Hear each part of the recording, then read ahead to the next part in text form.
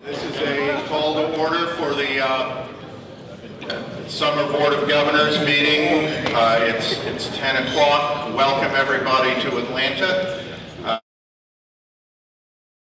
Begin by asking, I know there are a lot of people in the room who are here just for the membership meeting, and that's wonderful, but I'm going to ask anybody who is here for the Board of Governors and has not previously attended a meeting to come up to the podium and briefly introduce yourself. If you're here just as a member of the Board of Governors. Nobody? Here? Oh, we got one. All right, Charles. Yeah, come to the microphone, please.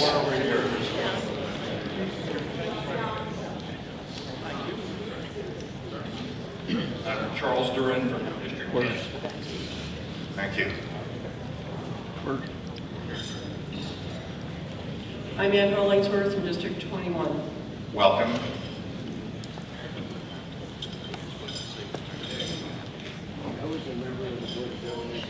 And I'm Warren Smith, District 15. Nobody? Welcome. Billy Kathleen Brown, District 11. You don't need to. Okay, thank you very much. We are now going to ask for approval of the Philadelphia minutes of the Board of Governors meeting. Do I have a motion to approve? All in favor? Opposed? Thank you. Okay, we are now going to, I have determined from looking at the sign-in sheets outside that we do have a quorum for the Board of Governors. We're now going to break into a membership meeting, which will be run by ACBL President Jay Whipple. We'll receive reports, and sometime during the course of the reports, they'll let me know whether there's, or let Jay know whether there's a quorum for the membership meeting. Thank you.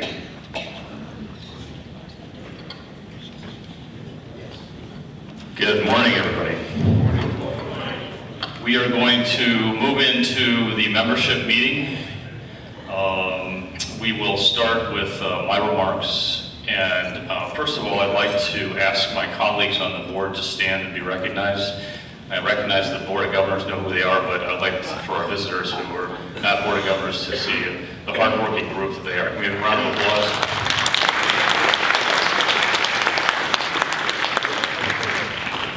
Thank you. We've been working very hard since Philadelphia. Had extensive meetings involving not only Board of Governors but other members of the Board of Directors, but also members of the Board of Governors, and we extended committee meetings that went on and on with lots of hours spent coming up to the board meeting. We had 3 days of board meetings. We had consideration of 50 different motions. We processed those very expeditiously, and we had a very exciting fourth day where we had a seminar that was organized by District 16 District Director Paul Cuneo, focused around our number 1 priority, membership, number 2 priority, membership, number 3 priority, membership, and also talked about the future of online and face-to-face clubs. Very important topics, but what was most important about that process was the inclusion of other people, outside people, experts, practitioners in the field who helped give us a different perspective. And they included, among your group, among the Board of Governors group, we had Jeff Bayonne, we had Uday Utari, and I'm not sure whether he's here. We also had Steve Mose. So we had very strong representation from clubs face-to-face and online, so we were excited about that. I think it's you're seeing a trend that we are committed to including outside expertise in our committees and in our board process. So we're very excited about where we're headed on that. We have a search committee that is up and running, and again, our very busy District 16 Board Director member Paul Cuneo is chairing the search committee. We have heard that they already have candidates in place, but if any of you feel that you'd like to submit your name or you know somebody who you think should be consider as a candidate for the next CEO, we want to know about it.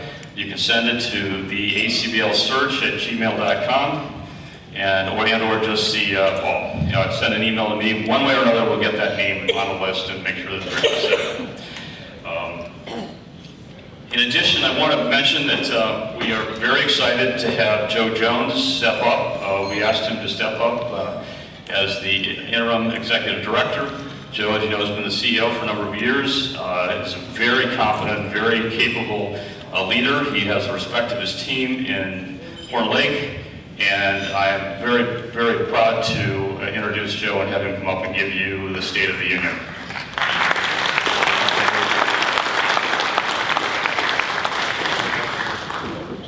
Thank you very much, Jay. Good morning. Kelly, I don't know if you have my presentation. I have slides.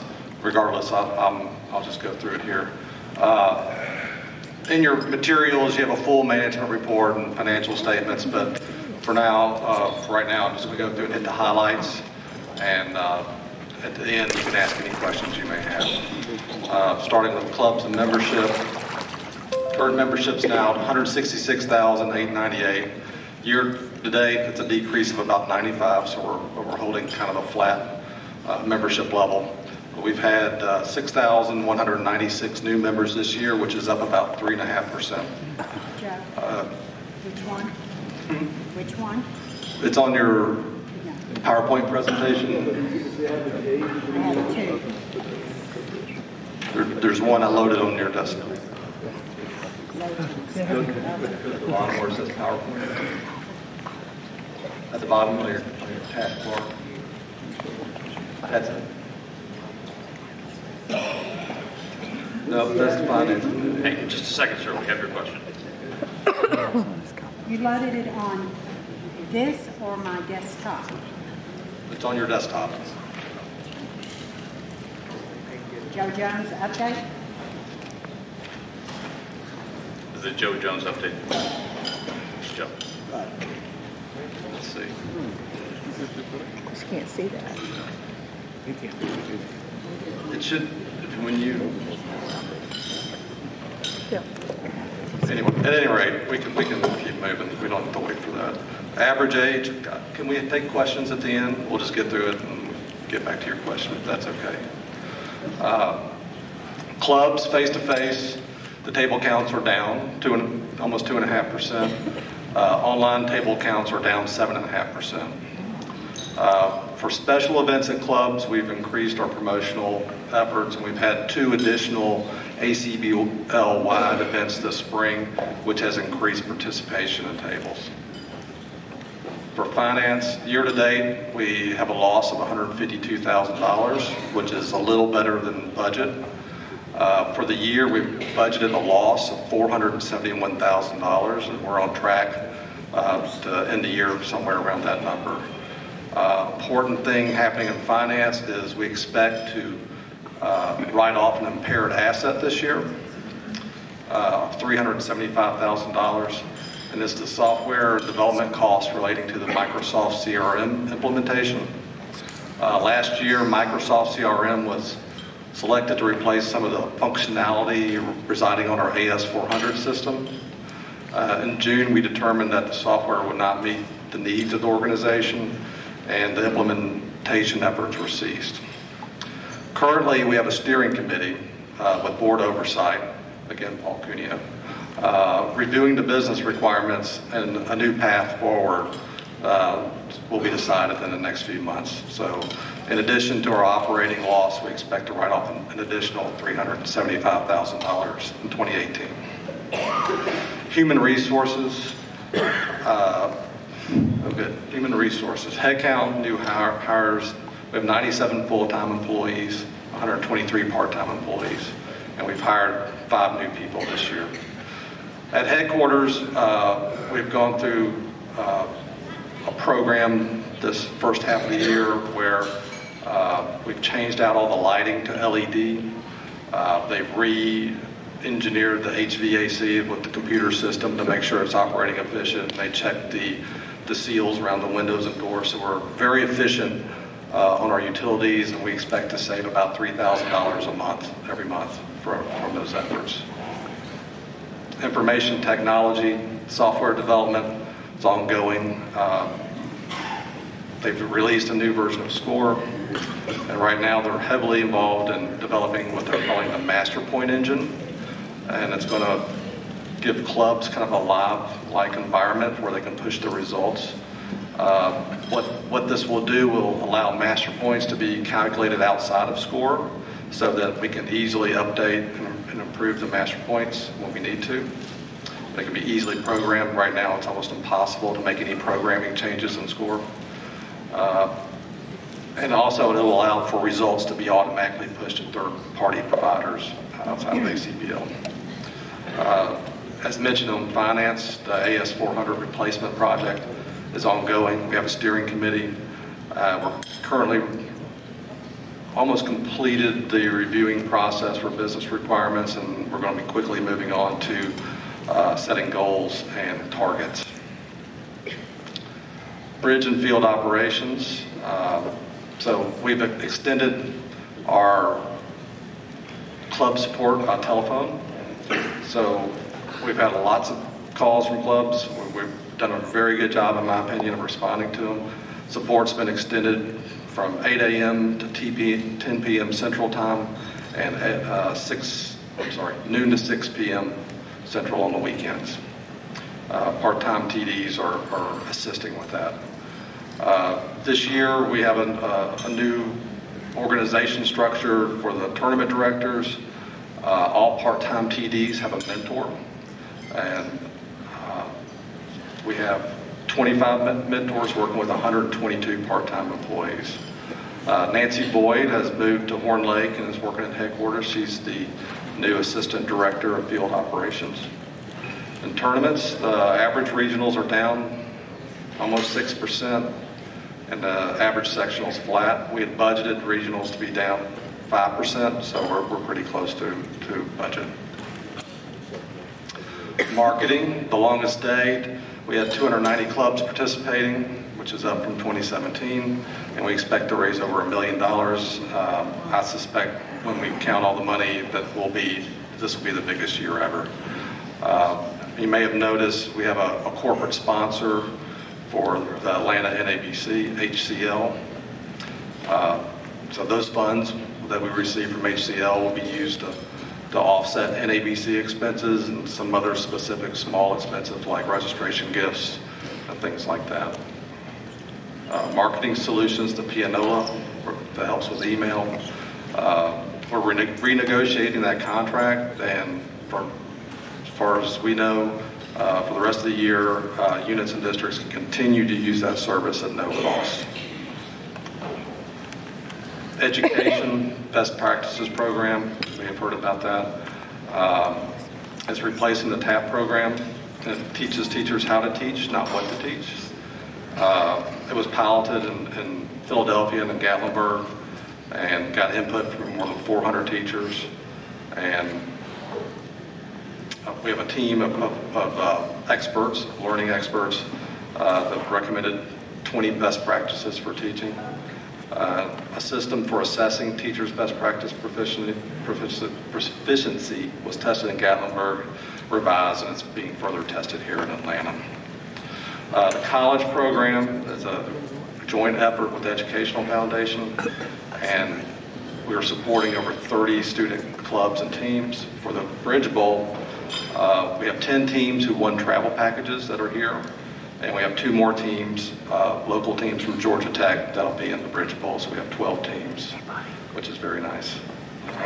Youth and ABC, we're expecting over 250 participants, which will push it over what we did last year in Toronto. That's it, that's the highlights. Any questions? You want to know the average age? 73. Of new members, is that correct? Of new members, I don't have that in front of me. Well, the average age of old members is 74. It's something like that, it's 70, 71, 71, yes. So very disappointing. Yes, we are aware. That's why our membership efforts are so important. Yes. Years ago, someone thought it was just We are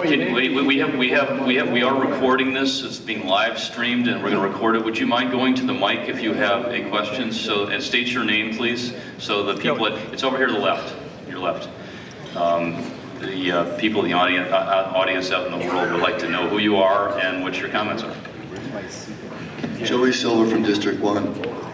A few years ago, a suggestion was made that we look into teaching the military, who have a lot of downtime, and whoever was in charge at the time said, "Oh, we'll look into it," and I don't think it's been looked into. We haven't heard Dick since then. So, is there any program or any intention of looking into trying to popularize bridge with the military? Because that's like a captive audience, is it not? Right. There have been no significant efforts in that area. And it is a item that was highlighted in our 4th day strategic planning meeting as an opportunity, and we're going to follow through on that. We'll let you know. All right, one other question. We need to leave other people, have other people have a chance to question. I understand, but I have one other Joe, question. you can go to the back of the line and let the next person ask their question. April Applebaum, I'm married to Jed. I want to ask 2 questions. I want to know what your turnover is in HR, and I'd like to know about the training you've provided to both directors and club owners about harassment, which is a big topic these days. Thank you. Yes, so turnover is very low. Less than 5%? That's very low. As far as harassment training, I don't know any specifics. There is ongoing training. Do you want to say something, Gary? Our Director of Field Operations is here. He can better answer that. Yeah, so this is obviously an issue that we take pretty seriously. For those of you who don't know me, my name is Gary Blevins. I'm the Director of Field Operations. We actually do have a training coming up specifically about that in September. We've got the Associate Nationals and National Tournament Directors coming for a meeting in September. This will be one of the topics that we cover for sure. Something that we're on top of. Thank you for bringing it up. Oh. You're going to have to get down real low for that mic there, Peter. Hello, Peter. Peter Marcus, District 25. I just want to make sure I understood that in Philadelphia, when you discussed the budget, and it was a fairly positive sounding report, there was budgeted a projected loss of about $425 for the year, $425K. Now you're saying we're basically on target for that, but have an additional almost $400,000 loss for this year coming as well from a write-off of a project? That's correct. The budgeted loss is $471, and the estimated write-off for the project is $375,000. So for an organization in the last bulletin a few months ago that reported net assets of about $4.5 million, we're looking at losses this year of over $800,000. My question is, since nothing was said about this $385,000 loss in Philadelphia, I'm assuming that it came up rather unexpectedly. Forgetting anything about the AS400 replacement or the technical issue, what is being done to ensure that that kind of a loss is identified, accounted for, and potentially stopped significantly before it reaches a number that large? As a process issue, not related to what was being done for the IT. Specifically, for an organization to lose that kind of money and not report on it 3 months earlier is a rather scary concept. And what is being done to make sure that doesn't happen again? Right, the decision wasn't made until June. 2 things are being done. Jake can add if he wants to. We have established a steering committee which engages all the users of the product, including oversight from the board. These are not the type of missteps that we want to make, and we do not want to make them in the future. We want to engage everybody so the outcomes of these projects are what are expected. We don't like to have things that are unexpected and cost a lot of money. We need to gain more credibility by doing these things right, so that's what we're committed to doing. And in general, all the internal software projects, we are engaging all the stakeholders to make sure we have total alignment on what's needed and what we're doing and what the cost will be.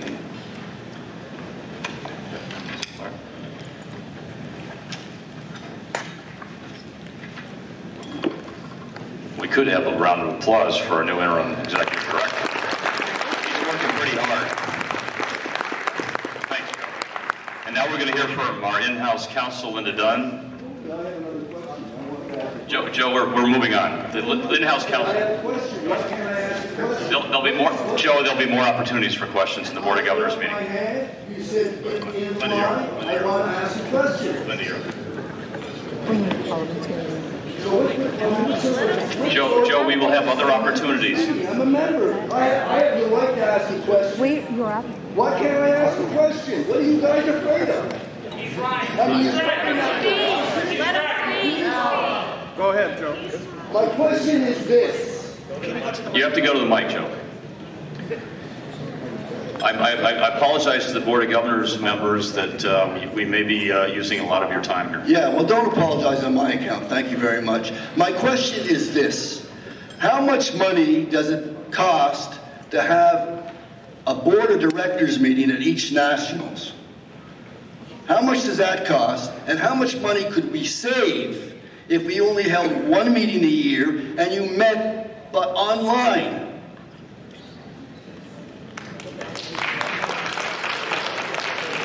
You raise the prices, we're losing money, and the Board of Directors refuse to give up any of their perks. Oh, that's not true. Right. I don't have those figures in front of me. It's something in the neighborhood of $75,000 a meeting. So there we are. Is there another question, please? No. We're losing attendance, and one thing we're doing is driving non-members away by charging a $4 surcharge. I know personally a number of people who aren't interested in becoming life masters. They play in non-sanctioned games, but whenever there's a tournament in town, they'll come down and play. Now they're not doing it anymore because they feel they're being abused. So we're sending away tables for $12 a piece, roughly $1 in sanction fees to ACBL, by taking advantage of them. If we can get more people in the door, let's do it. Let's build attendance. Let's not discourage it. Thank you.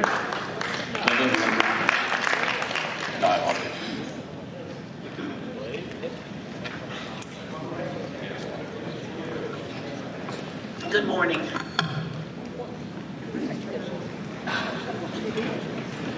It's on. Okay, thank you. Good morning. I'm going to report briefly on the litigations that the ACBL is involved in. The first one is the ongoing Blakely versus ACBL and several other defendants. As I have told you at other meetings, these things are very slow. There has been very little progress since the last NABC. We continue to be in the discovery mode, whereby we provide documents to the other side and they do the same thing to us. And we're also responding to their questions that they have asked formally through the court. This is a very long process. It's various drafts and redrafts that you submit to the court, and they have other questions, and we answer them again. So we're still in discovery. We'll probably be in the discovery process through November. So do not be surprised that I report the same thing again in Hawaii. The second litigation is not involving the ACBL, but I report it out to you because it implicates our insurance policy, which covers all of our districts and units. So a plaintiff by the name of Michael Schreiber has sued the M.A. Lightman Bridge Club, who's not covered by our insurance, but they've also sued the Unit 144. And I am kept aware of what's happening in this lawsuit, but not given a lot of detail. So what I can report out to you is that they also are in the discovery mode. They're exchanging documents. It's going to take several months. The counsel for the defendants informed me that they are planning on filing a summary judgment motion, which is a motion to get rid of the lawsuit, to ask the court to dismiss the lawsuit against us. But that has a low probability of being granted but they plan to file that sometime around mid-September.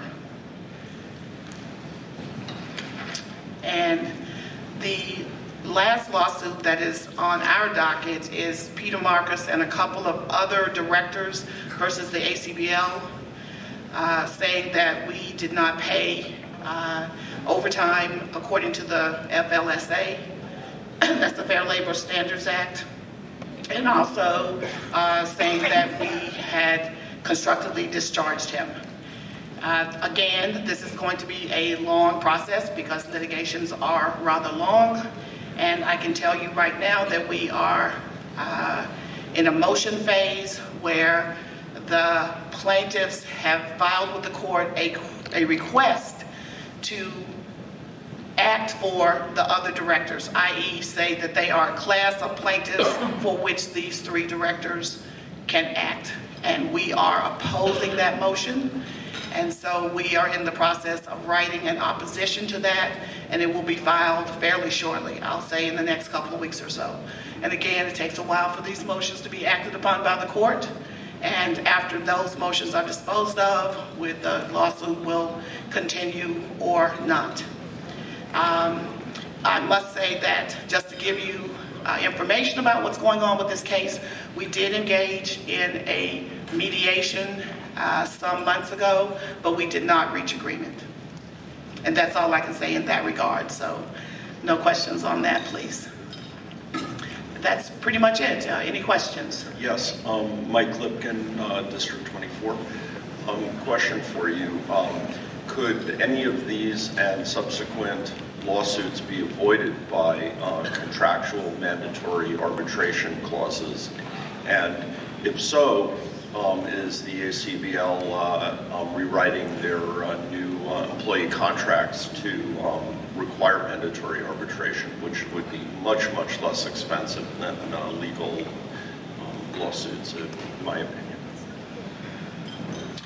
We don't have contracts with employees other than the very senior level employees like the CEO or an executive director. However, since I believe the late 80s, the board passed an arbitration provision that said that any dispute between anyone and the ACBL is going to be covered by mandatory arbitration. Courts in the various states don't like that, so they take every opportunity to strike it down. So in the Blakely case, we made a motion to force that case into arbitration. We lost that motion, we appealed, we lost an appeal. And what the court said was, even though you had this and you had put it in your bulletin back in the 80s, you never said anything about it since then. So people don't know. And since they don't know, we're not going to hold them to it. So since I've been here, I have blasted that everywhere.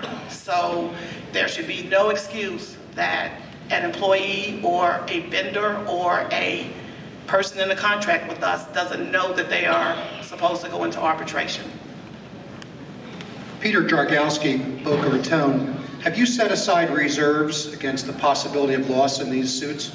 And how much has been set aside? We've set aside very small reserves because we're, with respect to the Blakely case, we are pretty much covered by insurance, except he has 11 causes of action. 10 of them or 9 of them are covered by insurance, so there's no liability other than our deductible there, which is $10,000. The other 2, if we are found guilty and found to be willfully guilty, i.e. we did it deliberately, we would have to pay the full freight on that. But if you multiply the probability of it happening times the amount, you get a very small number. So we have a reserve of less than $25,000 for that. The Marcus litigation, we have not set aside a reserve greater than $25,000 for that because we think we have a high probability of winning that suit. So we're covered by insurance up to $150,000, but that will only take us to the beginning of the actual case in court. So we'll probably get halfway through the court case, and then we will have to start picking up the freight on that. And at this point, we haven't put any reserves on the books because we haven't gotten there yet, and there's always a possibility that we can settle before we get there. So we think there's again, if you multiply our assessment of the probability of losing times the amount, you get a number that's low. Thank you. Any other questions?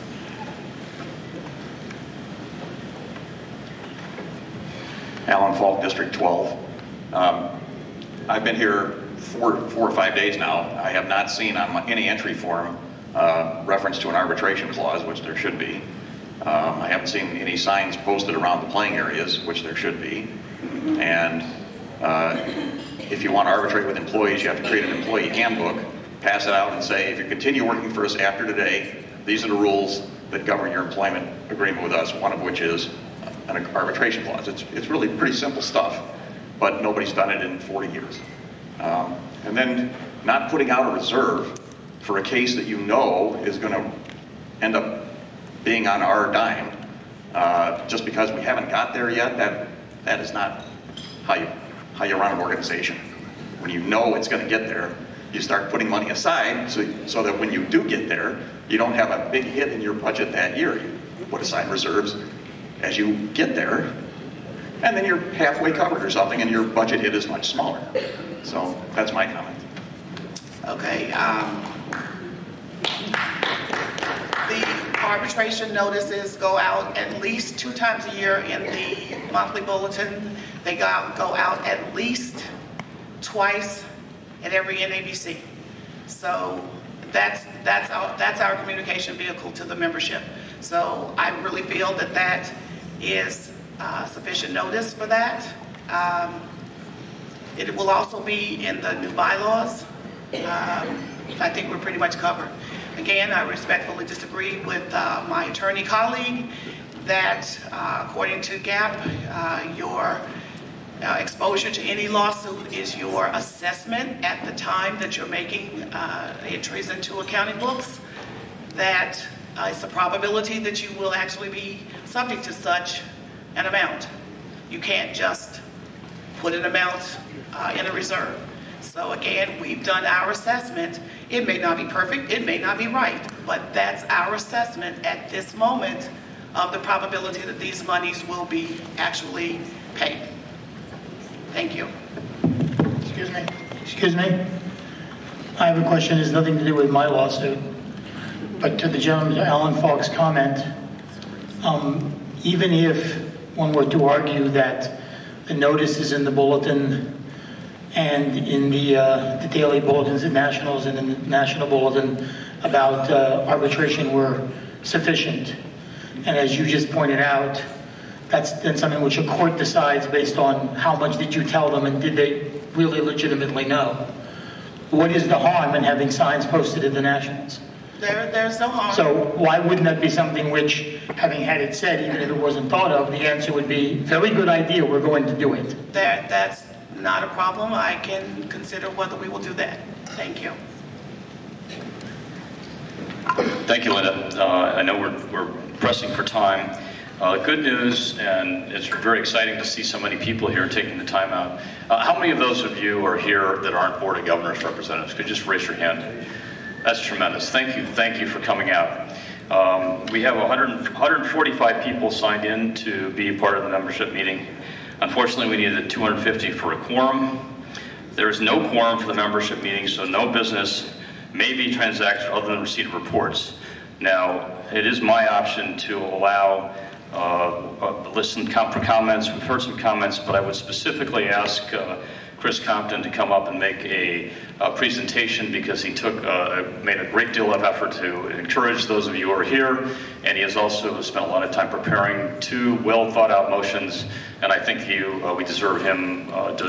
He deserves the opportunity to share those with us. And I would like also, Chris, not to have necessarily a formal motion because we don't really have the mechanism for that. But Chris, I'd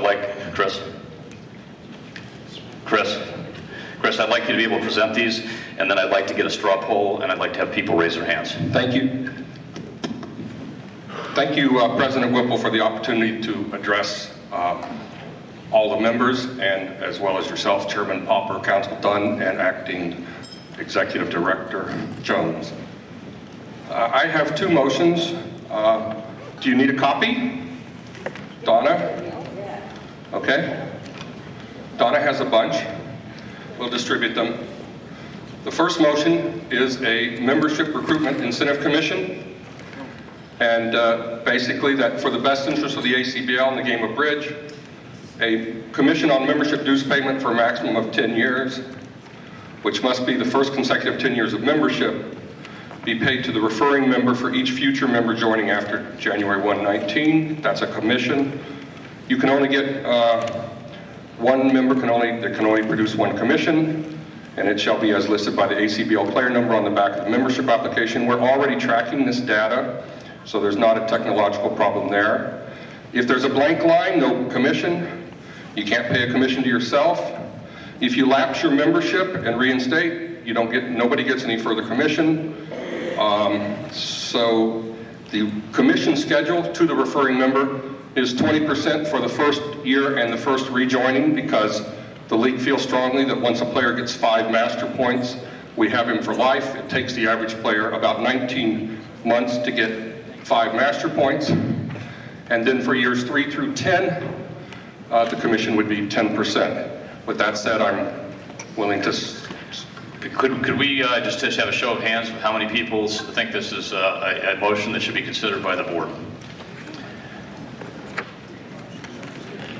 Okay, we hear you, Chris. Next motion.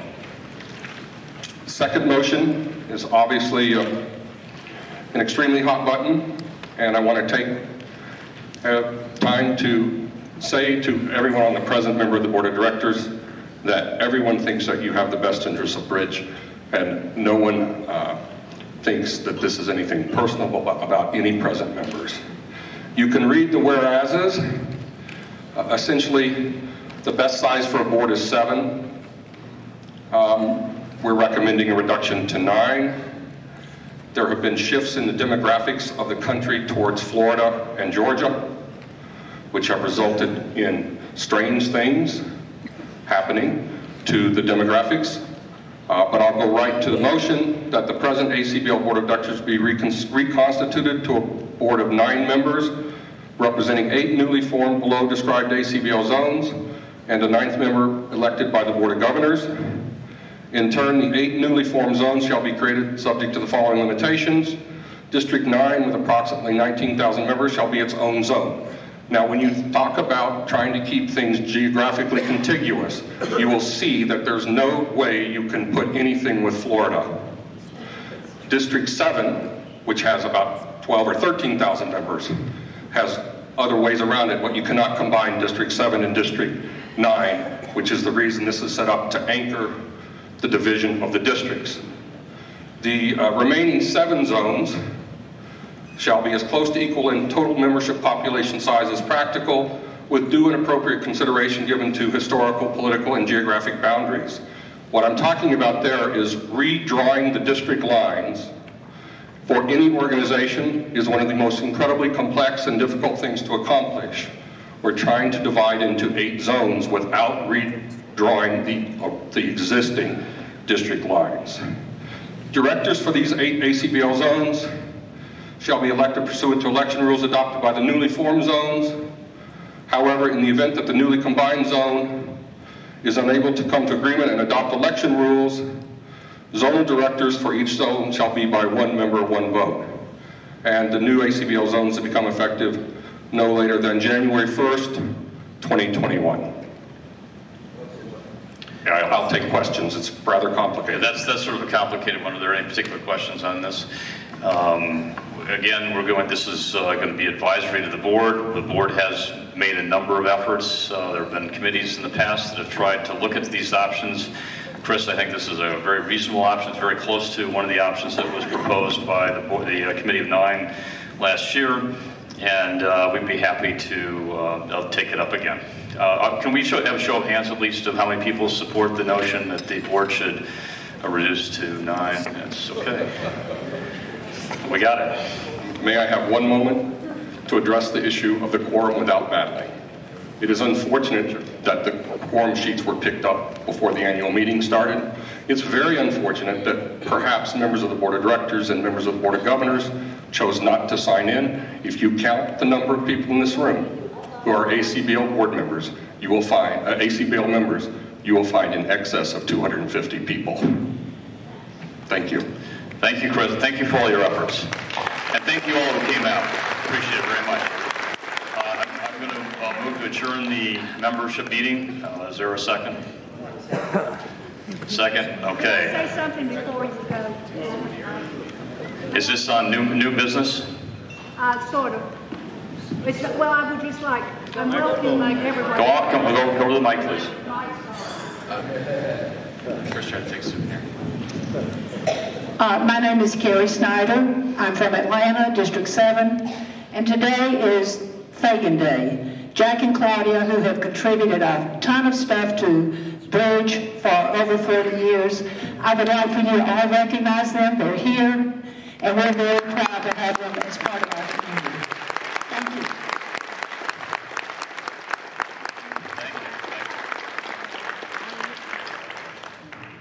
Steve Robinson, District 6.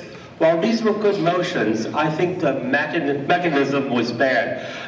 These motions, if they had been put in the bulletin 120 days previous to the time, our district boards and unit boards could have discussed them, and you'd have better opinions than just all these people who are pro this.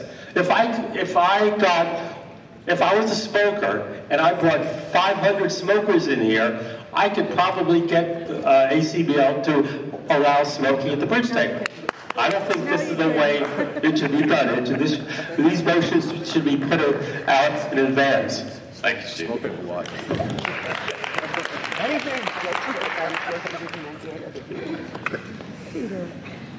Martin Hirschman, District 12. I would move to redetermine whether there's a quorum present by counting the heads in the room, because everybody here is an ACBL member, whether they signed in or not. We're not taking motions at this point.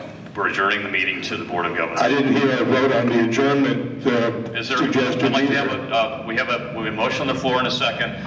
We have a vote to adjourn the membership meeting. Isn't that a point of order? All right, we do not have a quorum, so go ahead. You would like to do what? Recount to determine whether there is a quorum. The actual head count. We did have a quorum. We did have a process to measure whether we had a quorum at the beginning of the meeting. We did not have a quorum at the beginning of the meeting. I'm asking a legal question. Is it necessary in the bylaws for them to sign in or they be present at the meeting? I would like for that question to be answered. Jack Fagan from District 7. Yes, you must sign in and register your presence in order to be considered for the quorum. You must consider yourself present for that meeting. It's not just a body count. It's a person who says, I am present at this meeting, and we had forms to make sure that everybody got counted. Diana Scholl, District 24. I'm going to ask that we adjourn temporarily. We're going to try and identify another room where we can move the meeting, and we will do another count. But we are going to close the meeting now and return it back to the Board of Governors. Okay. Do we have to vote on that? This is Joe Quinn from District 16. I guess it's been decided. There's just no discussion. Larry Seeley, District 10. I would just like to point out that when I signed in for the Board of Governors, I was not told there was a different sign-in for the general meeting. I did go back and sign in when I learned about it, but I was never told that there was a separate sign-in. I was told I could not sign in for the Board of Directors meeting because I was not on the Board of Directors. How is this right?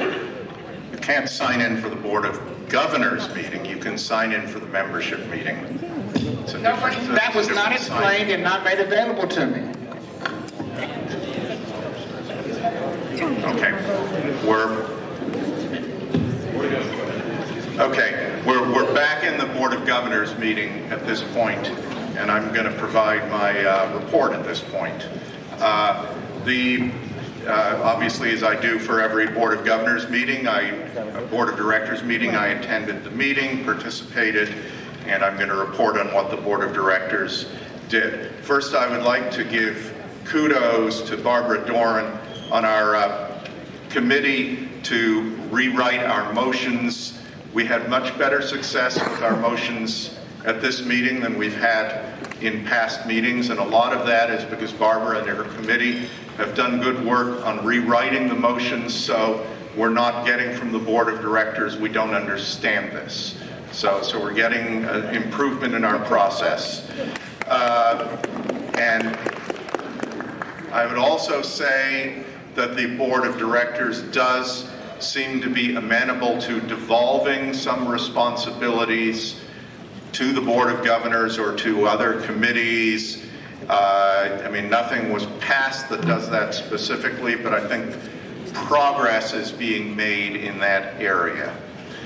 Okay, now first item that I'm going to report on, the Reno 2022 Spring Nationals will be held in Reno at the same hotels we held the 2016 Nationals. The board recognized, and Wendy Sullivan, who does the negotiations, recognized that there were issues with a lot of players complaining about having to walk through smoky areas because we're playing in casinos. The hotels are all under one management. They're undergoing a $50 million renovation, and you can already see from the renovation, according to Wendy, that the smoking issue is being cleared up and should not be as bad as it was in 2016. So we're very hopeful that this will be a good site. Reno is very popular. The next item of business that occurred was, or that's on my report, there were two sets of bylaw amendments approved on second readings at the Board of Governors meeting. The first one was a large number of technical changes to conform to changes in New York law. We are a New York corporation and our bylaws must conform with New York law. The second item is that the board did impose term limits on itself. No board member starting in January 1, 2019 may serve more than 4 consecutive terms. And this passed on its first reading 16-8 with 1 abstention. This time it passed 20-5. So I'm going to go slightly out of order here on the agenda since we're talking about bylaws revisions. One of the things we need to do in order for these bylaw changes to take effect is to get approval of the Board of Governors to the bylaw changes. So I'm going to ask members of the Board of Governors only who have green paddles, we just need a majority vote on this. Unless there's any discussion on this issue. Okay, those in favor of the first set of amendments, the technical amendments, please raise your green paddles. Let me have the noes. Passes. Okay, those who are in favor of the term limit amendment, raise your green paddles. Any opposed? Okay, that passes. Thank you very much. I'll go back to my report.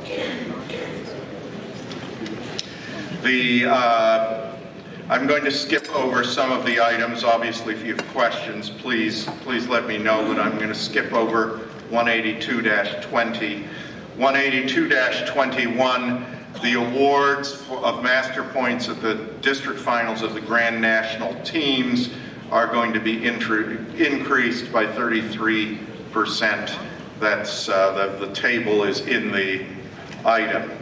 The next item was a Board of Governors item. This does not appear in the notes. 182-23, which was to a motion made at our last meeting that all Flight AX pairs at the NABCs, the regional events should have the minimum possible number of boards, so we all play 26 or 27 boards in common to the extent possible.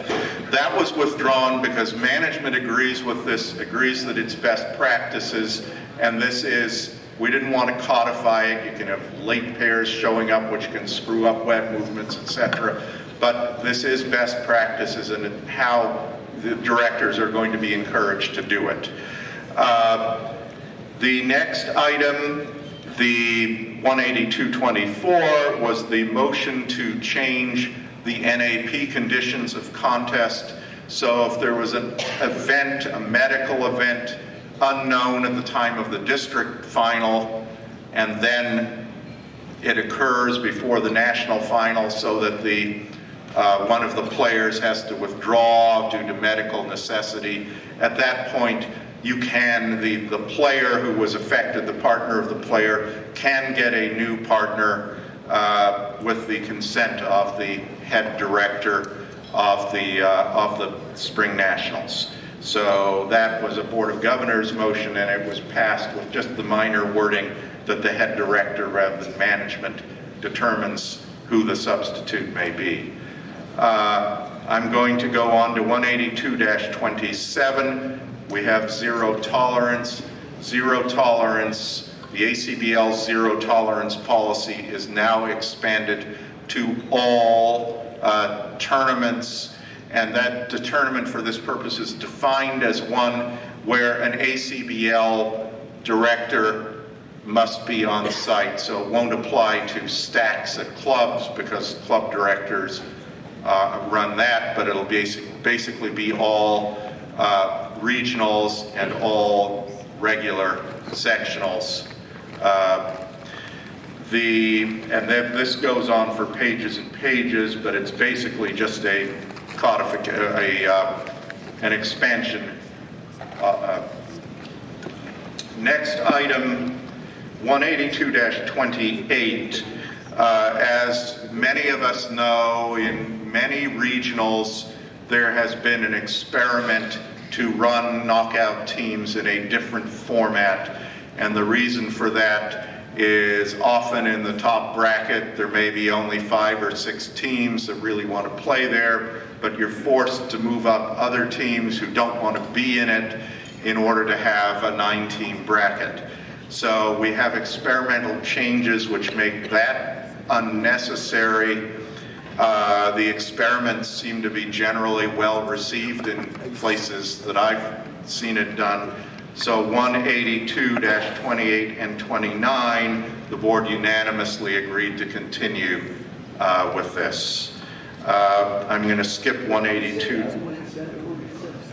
Okay.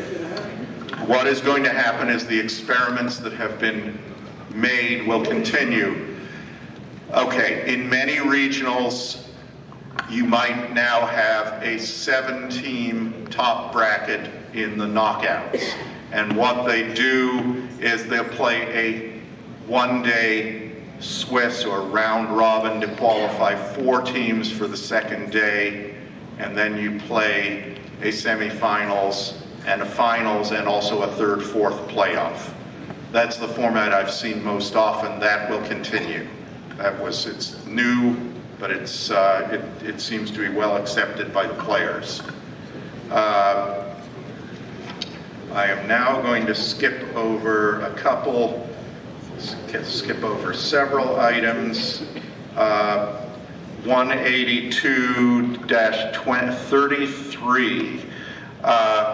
This was a motion to allow in the Flight B and C of the Grand National teams to have an extra team qualify for the final, the national final, if there was enough attendance in the B and C bracket in that district's final. That motion was narrowly defeated, so there will be no change to that. 182-34, clubs will now be, if I'm understanding my memory correctly, clubs can now have a 0 to 750 strat and award the 1 gold point in those 2 instant match point games. That was to deal with the fact that many people who just felt they couldn't win an open strat, and the purpose of having the 1 gold point at clubs was to try to allow players to win a gold point at clubs and be hooked on it. So now they'll be able to do that if they win a flight or strata with up to 750. I'm going to skip the next few. 182-39. There is going to be a significant simplification of club master points for the higher rated games, the charity games, membership games, NAP qualifying games, etc. My recollection, and someone can correct me if I'm wrong, is that this was a first reading and would require a second reading at the next meeting before it's passed. Am I correct or incorrect on that, Jay or Russ? If Russ is in the room, Russ will. Is Russ here? He's out in the hall.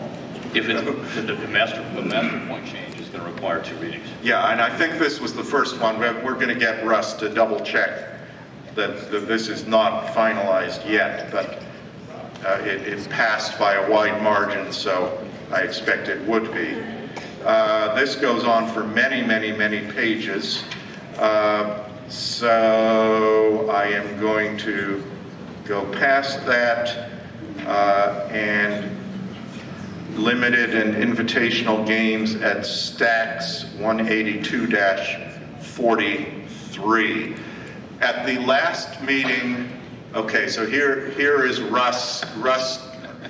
I was just confirming the master point simplification at clubs was a first reading and has to be passed again at the next meeting in Honolulu. Is that correct? Absolutely. Okay, thank you. That's it? That's it. Great job, Russ. Thank you. Okay, so a motion was made and passed at the last meeting that when you have a stack at a club, the people will get their master points based on the greater of the percentage of the club and the percentage when it's scored across the field, assuming that boards are being played in common. The board still wants to do that, but the software to implement that is simply unavailable at this point. So the implementation will be deferred to 2021. So it's still going to happen, just going to happen later on. 182-76. The women's BAM team is removed from the fall schedule at the NABCs. It simply for 5 years has dropped under the 30 table threshold. The women were given the chance to try to organize to get more teams so that the board would not have to do this, but unfortunately that effort was not successful. Bay's senior knockout has been eliminated from the fall schedule for the same reasons. Next, we had 182-60. As you know, we're looking for a new person to run the ACBL permanently. Joe is our interim executive director. The title is going to be changed to executive director. The 182-61, the search committee is going to be required once we've completed our search to recommend at least 2 candidates, or to present at least 2 candidates to the board of directors for approval. The committee can make recommendations or say they're both good, choose one, or we like one better than the other, but at least 2 candidates must be presented. 182-62, I believe there are, in the printed materials, the motion did fail, that is correct, but then it lists people who were aye. I've spoken to a couple of the people, these were the nays, so that'll get corrected in the board minutes. Board cost savings 182-64, there was a motion to cut off Board of Directors reimbursement after the meetings ended and not have them continue till the Board of Governors meeting. That motion failed. However, there was a related motion that for new Board of Directors members, and there could be with 8 elections, and there could be as many as 8 new members. Instead of having the orientation in Hawaii, and in the future at any fall nationals, there will not be payment of those directors to go, and instead there will be a program at Horn Lake, which there already has been for new directors. An extra day will be added, and board members will come in to provide additional information. So that should decrease costs for a little bit. So it's a movement in the right direction. I would have, personally liked to see the board pass the other motion, but it did not. The next motion, 182-65, this is what I referred to as an effort by the Board of Directors to potentially devolve some items outside of the Board of Directors. This was deferred to the next meeting in Honolulu. I'm pretty sure the sense of the board is this should be done, but the motion had technical flaws, and that's the opinion of the board, and therefore will be rewritten before Hawaii with the hope that it'll pass. And I am going to go next to ACBL temporary membership. The board, this was a Board of Governors item, it failed, but the board simply felt we don't want to change membership criteria twice in the same year. It was felt that the ideas presented were good ideas, and if temporary membership is going to continue, the board will certainly consider the ideas that the motion maker made in continuing or redoing a temporary membership. The next item, 182-46, was also a Board of Governors motion that basically if charges are made if an ACBL tournament director is doing something not related to that particular tournament and spends more than 15 minutes on it, that it shouldn't be charged to the tournament. That motion failed.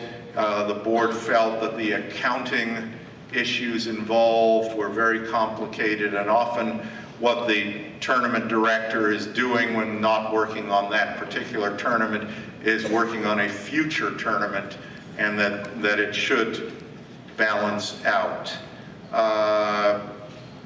Okay, 182-48 is what I already covered.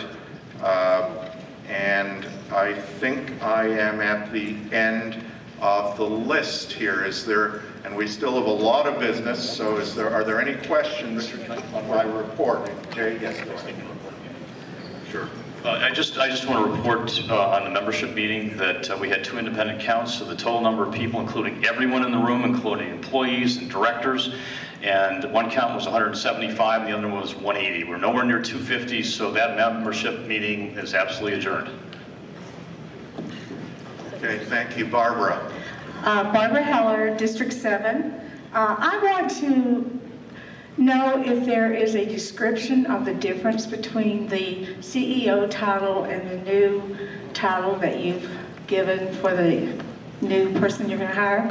I believe, if you could correct me if I'm wrong, that the job description is in the advertisement, which is in today's bulletin, and also in the ACBL bulletin for August, which is available online. So what are the differences in a nutshell? I'd have to go through and do a detailed review to tell you how it differs from the one, from the description from the last time, and I'm happy to look at that, but I don't have that in my head off the top of my head. And is the board of directors going to be responsible for picking up those differences? The board of directors is certainly aware of the differences, was brought in the process. They were informed of what the job description would be and approved it before it went into print. Thank you. I have a question. Did the board of directors consider only meeting once a year and saving $150,000? Was that at all discussed or suggested by anybody, or the board of directors or the board of governors? Because we could save an easy $150 right there. That was not discussed at this meeting. Maybe it should be discussed. This may not be an appropriate time for the question, but I was just wondering. Identify yourself, please. Oh, Teresa Kohler.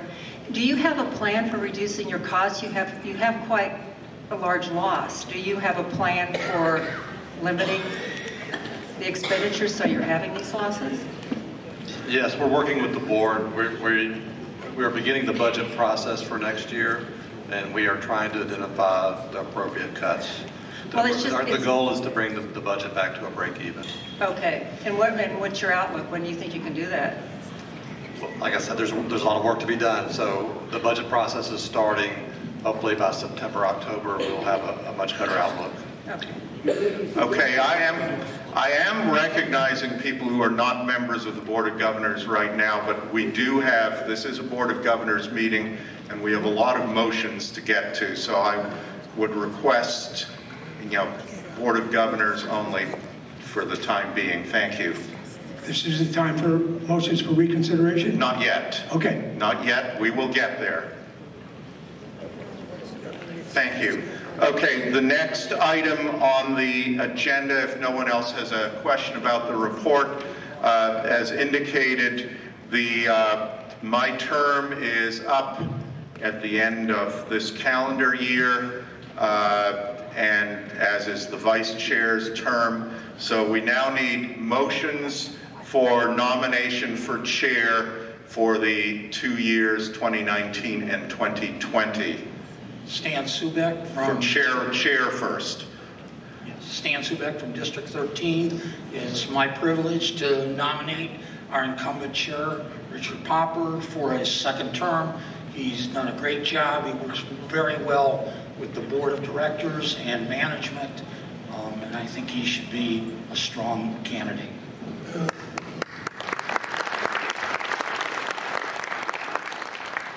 Are there any other nominations for chair? Mr. Chairman, I move that the nominations be closed and election by acclamation. Second? Second. Thank you. Okay. Right, nominations for vice chair. Nancy Stromer, District 16, proxy for Betty Starzak. I wish to nominate Barbara Heller.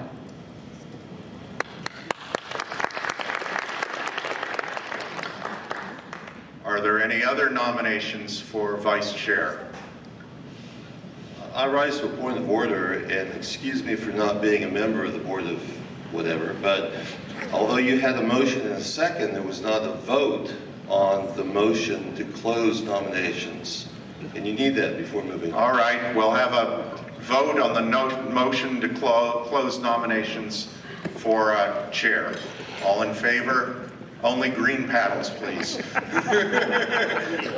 All opposed? Thank you. Okay, any further nominations for vice chair? Okay, can I have a motion to close nominations for Vice Chair. I move the nominations be closed and vote and election by acclamation. Do I have a second? All in favor? Okay, thank you. All right, now, Mr. DiMartino, we can hear your motion for reconsideration.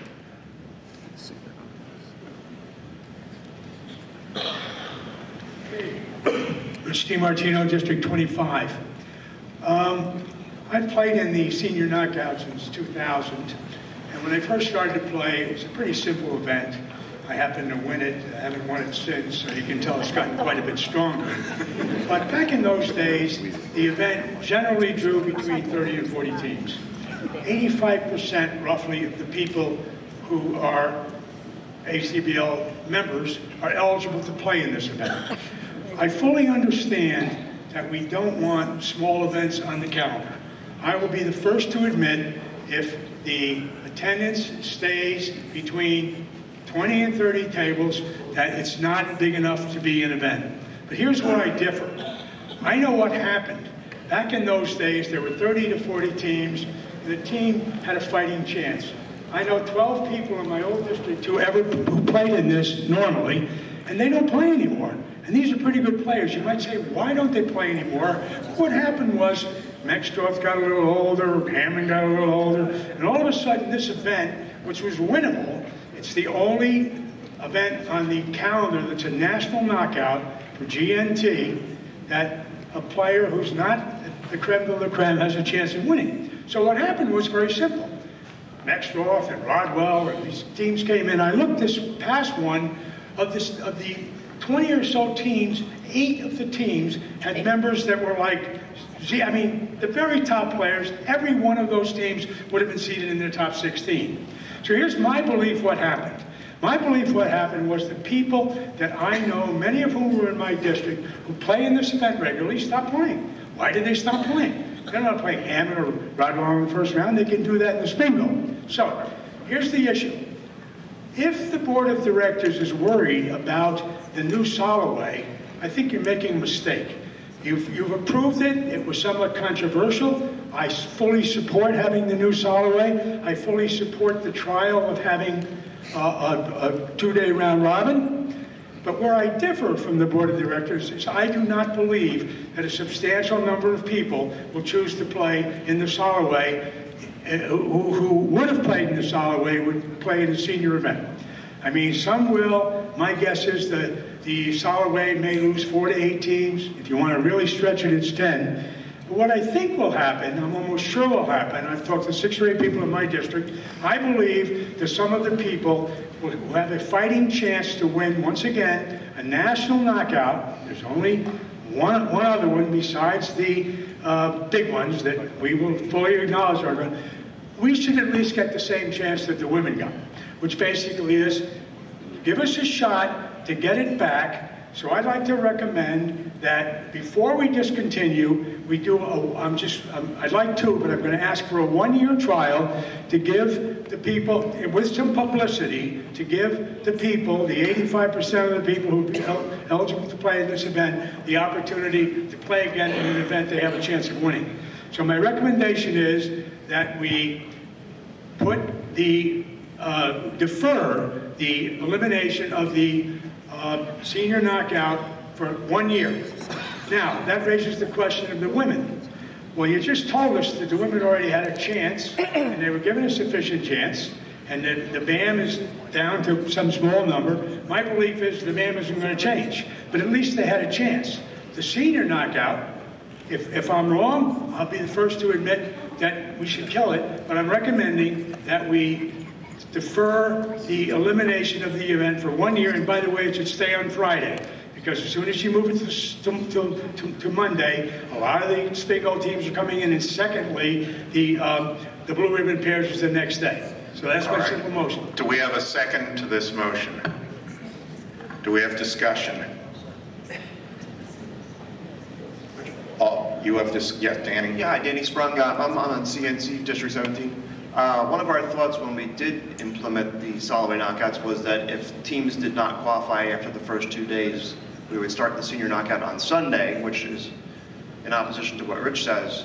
but it also gives teams a chance to play in the big event, and if they don't make it through to the third day, they'll have an attractive knockout match to fall into if they don't qualify.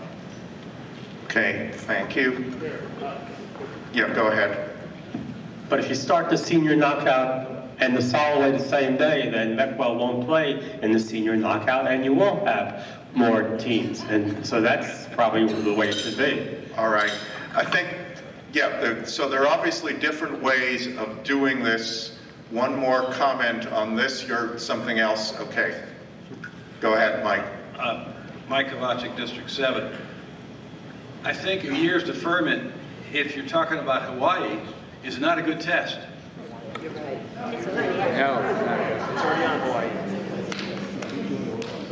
Yeah, it's already going to be held in Hawaii. It would be a one-year deferment would presumably be San Francisco to hold it then. Joanne Sprung, District 17. I just have a general question. Do we really want to start creating a schedule so that we can tinker with where the events are to eliminate the top players? I mean, is that what we want to do in this? I mean, maybe it is, I don't know. But do we want to have it the second day of opposite the first day of the Spin Gold, so Mexroth can't play in it because he's aged in? And do we want to have senior events as a general rule that eliminate 5% of the membership? Okay. I think unless anybody has something different to say, I'd like to call the question on this. No, Dan Morse, District 16. I just was thinking our membership's getting older.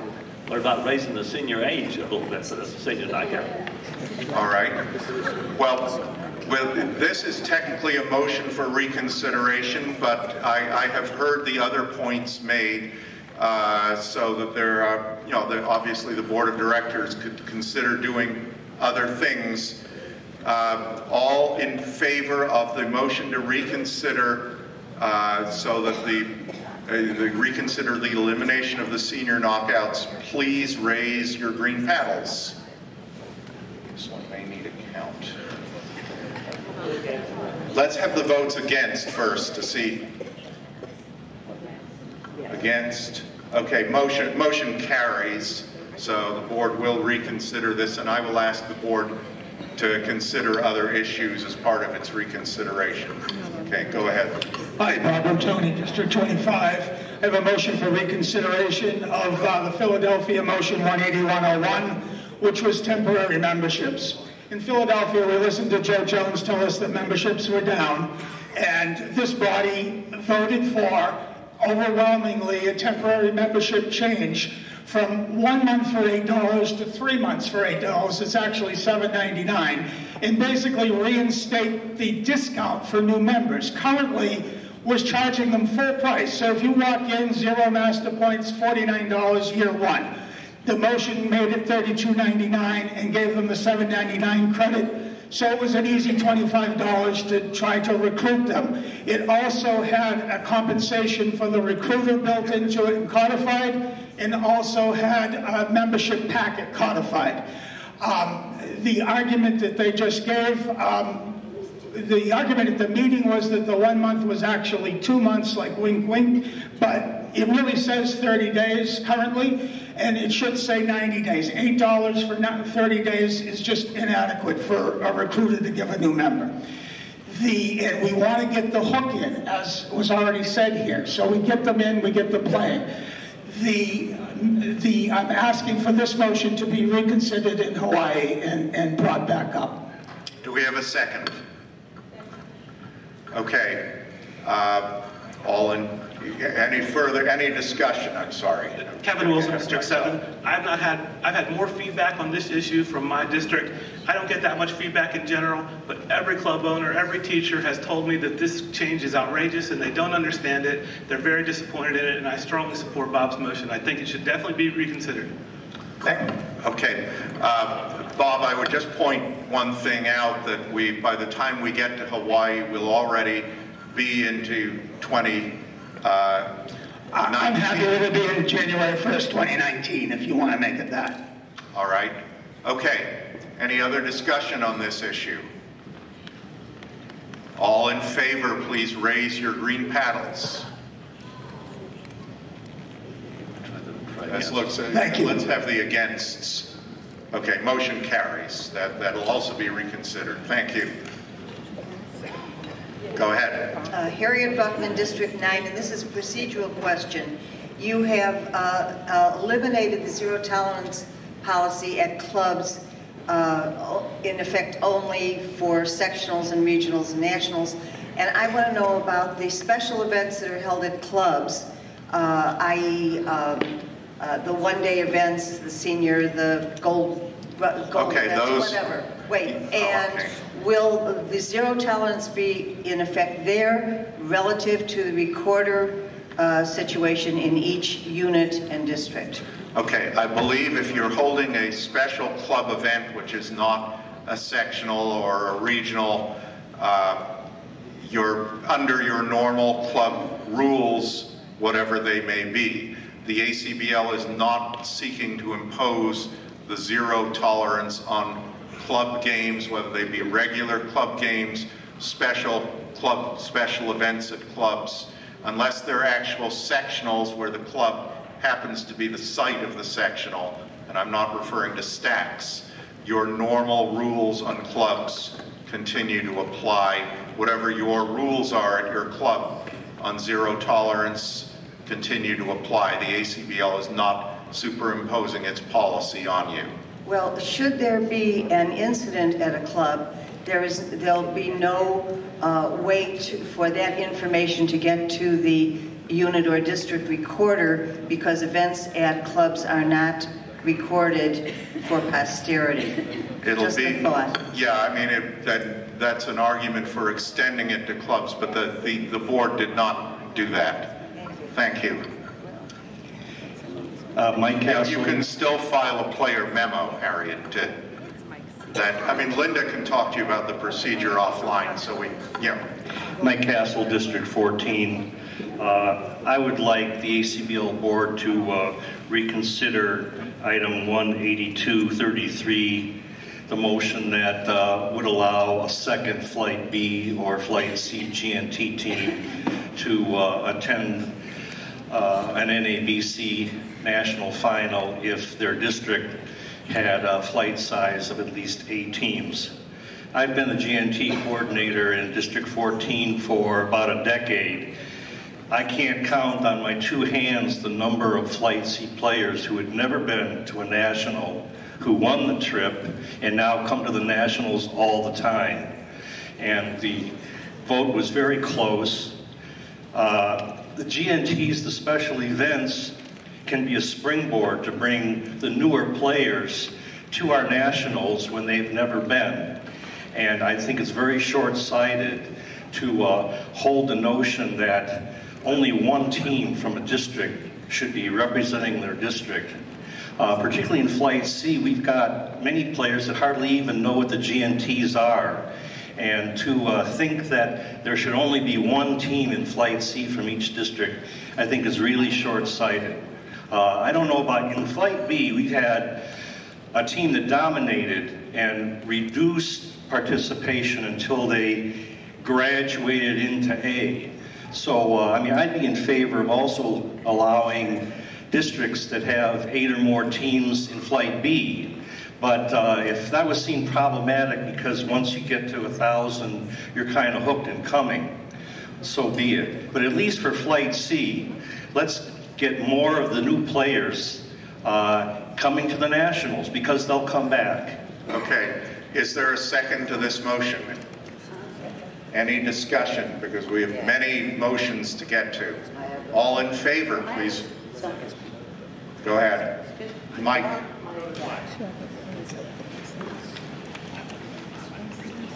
Barbara Dorn, District 6. I was just going to suggest that perhaps it might be a better idea to have 2 separate motions, one for C, one for B. It's I don't think we can can't do that because it's a motion for reconsideration. So okay. We could certainly, I'll take a sense of the board, but let's first a sense of the Board of Governors on that. I'm happy to do that. So how many people are in favor of this motion for reconsideration? Can I have the opposed? All right, the reconsideration passes. Now, just a straw poll. How many people feel it should be, a new team should be added only with respect to Flight C? Just on Flight C. On Flight C, and how many people feel there should not be an additional team on Flight C? Okay, on Flight B, how many people feel there should be an additional team? Both. Well, we already voted on both. Both is going to be, I'm just trying to ascertain based on Point of information, whether Mr. some Chairman. people only want it to happen with respect to one flight or the other. Point of information. I thought of the GNT. Are we talking the GNT or the NAP? GNT. Well, then we have a championship A, B, C, and D, so we might need some clarification. We have an A, B, C. The board of directors considered only B and C. They did not propose that for championship and A. All right, I'm not sure. The board will reconsider the entire thing. Okay. Old business. You know, literally 2 minutes for Barbara to report on the Ed Foundation and Steve to report on the clubs committee, and then we've got to get to our new motions.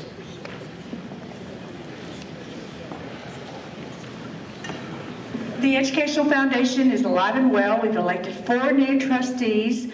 Our famous Paul Cuneo over there has decided he wants to throw his hat in the Ed Foundation for the trustee ring. Robert Todd, Joel, for most of you know, Joel Kramer from Minneapolis, and Ellen Anton from the California area, San Francisco.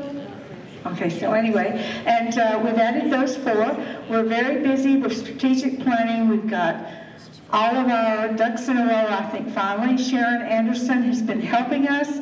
We had, at this tournament, you had an opportunity to edit the kids' table, which we've been supporting. Lots of good things are happening. $50,000 grant has been awarded to help with the ABTA and promotion of teachers. So lots of things are happening. We are going through every state right now to make sure that when you donate to the Educational Foundation, you will be given your tax-exempt status, but every state's different, so we're working to get that settled, and we're going to be having massive campaigns after that to raise money to increase membership in all aspects of Bridge. So we're looking forward to partnering with the ABTA, the American Contract Bridge League, and all the other entities who work with trying to promote Bridge throughout the country. Look forward for any insight you have. There's one other thing I would like to say. Can I go on with the other for the Board of Governors? Sure.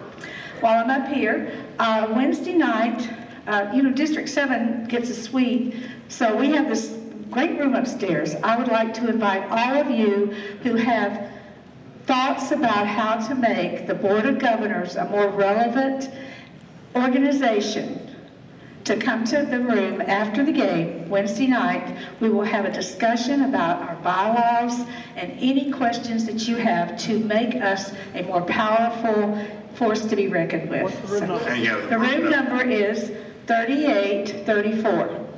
And if we get too many, we'll move to a playing room. And I will be back at home, but they will call me in, so I will be present telephonically at this meeting. Take a look at your bylaws and think about ways that we can become more relevant. Thank you. Okay. Very quickly, Steve. Thank you, Barbara. My name's Steve Mose, District 11 Chair of the Board of Governors Committee for Teachers and Club Managers. I want to recognize Steve Gaynor, Judy L. Mogan, Rich Carl, Betty Starzik, Barbara Heller, Sam Marks, and Jeff Bayonne. Congratulations, Barb, on your election to Vice Chair.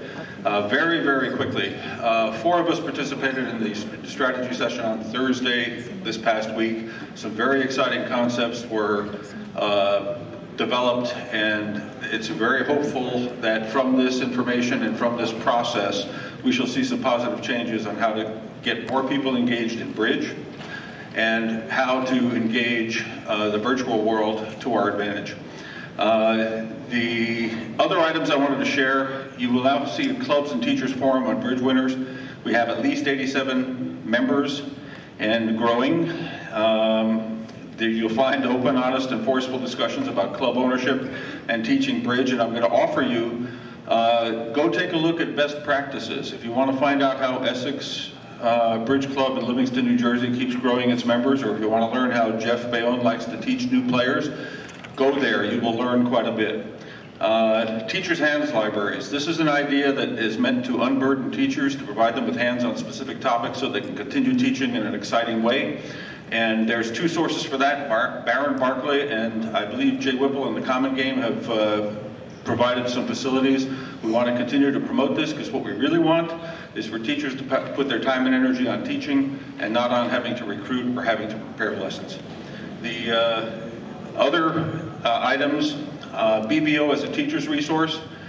I think if you polled all of the people who think they are bridge teachers, you would find very few people understand how to do virtual teaching. And it's a very big idea.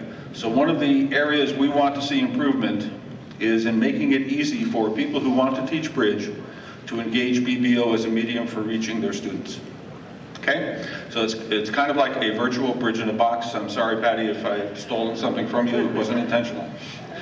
And then finally, if you haven't heard about the Taste of Bridge, or Best E-Bridge, or other best practices about how to bring people into the fun of the game first, I suggest you take a good hard look at those capabilities. We recommend them. Find Jeff Bayonne. He's a tall guy from New York around here. Talk to him about it. He can tell you quite a bit. And thank you very much for your support. Thank you. Before I get into the motions, I want to thank the ACBL staff for helping with this meeting. I see Kelly is running everything on the screen. It's really great to help us. Thank you very much, Kelly. And Wendy for setting up the room. Carol Robertson is also helping out. So thank you all. We couldn't do this without our great staff. And Stephanie Threlkeld, who's also been helping out.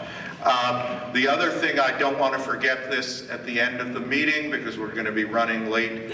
Please move the tables back to their normal position and pick up your trash. I'll try to remember to say that again. That'll help the directors a great deal. Okay, motions. I think Jay Applebaum is first up here. I'm just taking them in the order they were submitted. Jay Applebaum, District 4. I'm from Philadelphia, but not my fault. At the Philadelphia meeting, there was a lot of talk about smoking and how people don't want to have to smell it. It's very offensive. So I realized that the talk didn't seem to be so much about liking smoking or tolerating smoking. It was about a frustration over what to do about it. So the motion I wrote was not so much intended for smoking, although that's how I wrote it. It is about dealing with noxious odors. Smoking is one of them. Perfume, body odor are two others that come to mind. And I understand the board of directors has an action item they distributed to management. And I've already presented a copy of this to Mr. Jones. He has a copy. He waived his copy. Thank you. What I wanted to do was, instead of making this a motion that would just be passed for the board to consider, but rather a general motion for approval of the process for management to review us as part of its, for management to consider in evaluating what is its action item, which it has to do anyway. So this is not so much a vote to make it an agenda for the board, but rather a vote to put it on the agenda item as an item the Board of Governors wants to do, or wants management to consider in resolving its task, which is this action item. Mr. Jones, am I saying that about right? Yeah, do I have a second? Then I'm going to make a comment. Do I have a second to Jay's motion, please? Okay, thank you.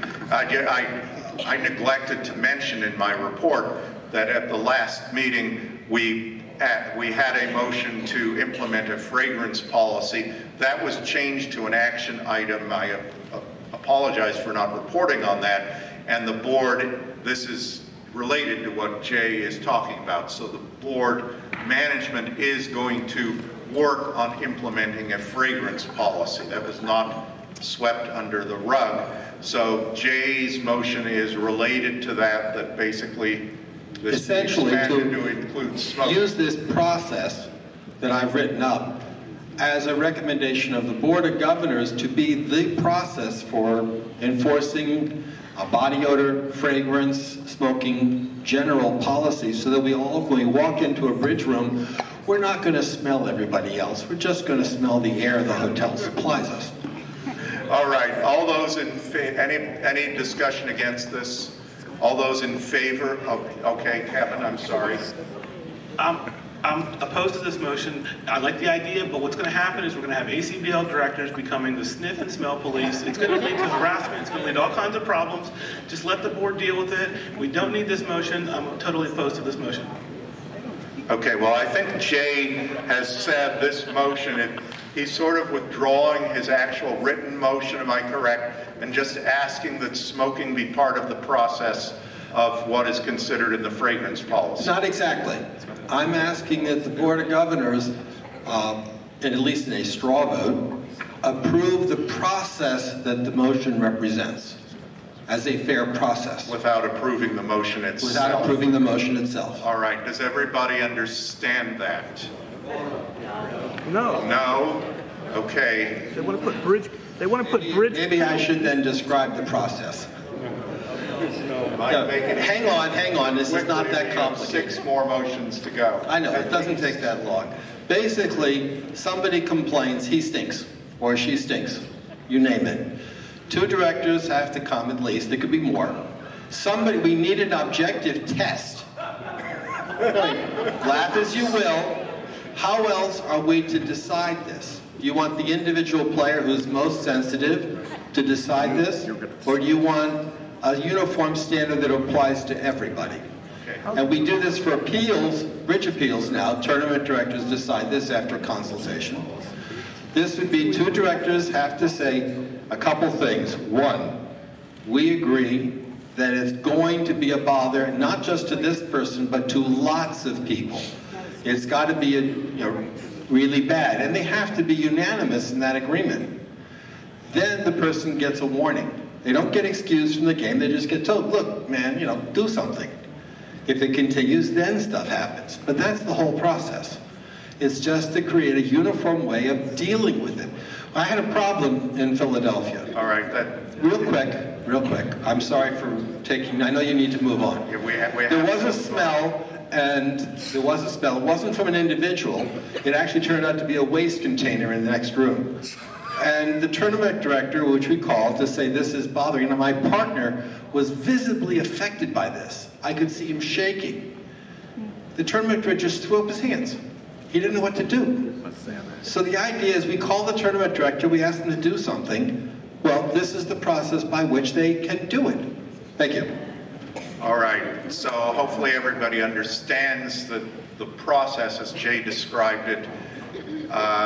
Could we have a vote on whether, all those in favor of Jay's outline of the process to deal with a complaint of an odor, whether smoking or fragrance or otherwise, at a tournament? Raise your green paddles if you agree with Jay's process. 1 paddle per person.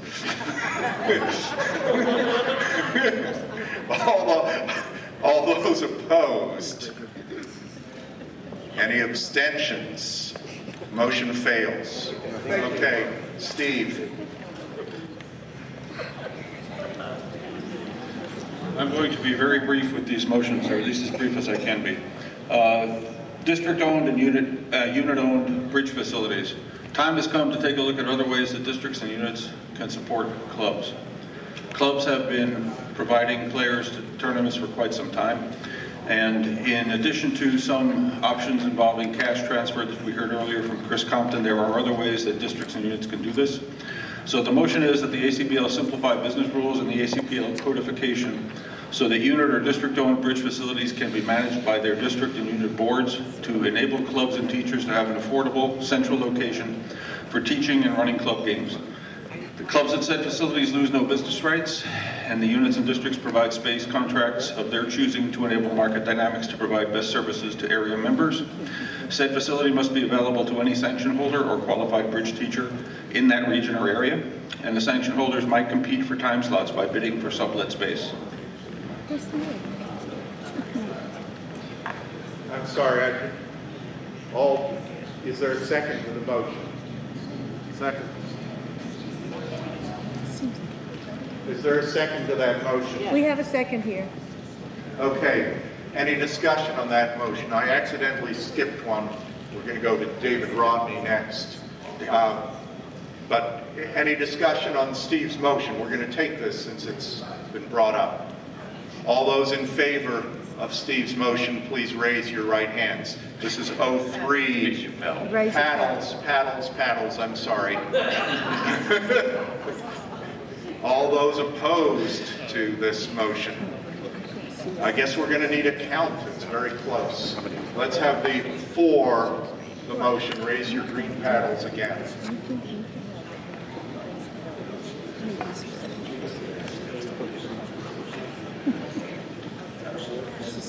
Okay, opposed? Motion fails. Okay, David, I apologize for I said I was going to do it in order and I skipped you.